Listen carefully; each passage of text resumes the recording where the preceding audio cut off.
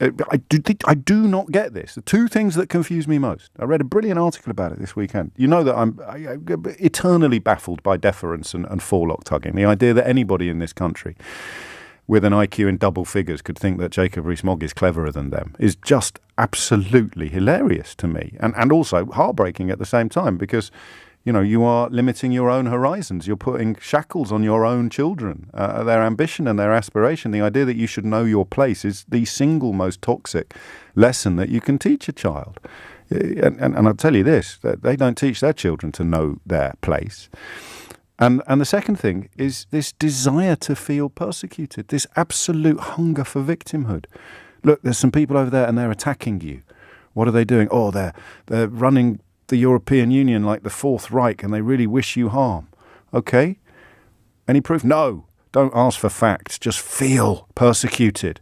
And now it's statues. They're coming to take down your statues. They're going to attack your culture and your stately homes. How are they going to do that? By telling you about things that actually happened. Well, we can't have any. I'll clutch my purse. And they sell it. They sell you your own victimhood.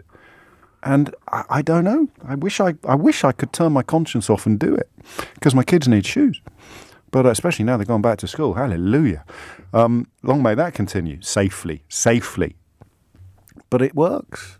I don't understand why people hand over their hard-earned cash and indeed their consciences so happily and so freely to people who are selling nothing but false victimhood and false persecution. Best summed up probably in that despicable poster that Nigel Farage unveiled shortly before Joe Cox was assassinated by a white supremacist terrorist shouting Britain first. That man was terrified of things that don't exist.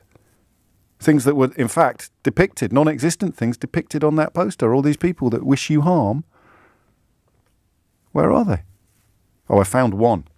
And that means we must hate 6 million people. Okay.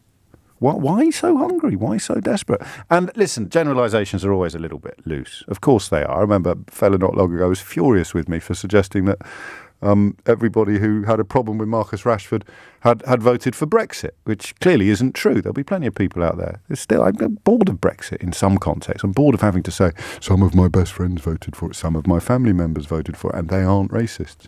But I haven't met a racist who didn't. Maybe I should get out more.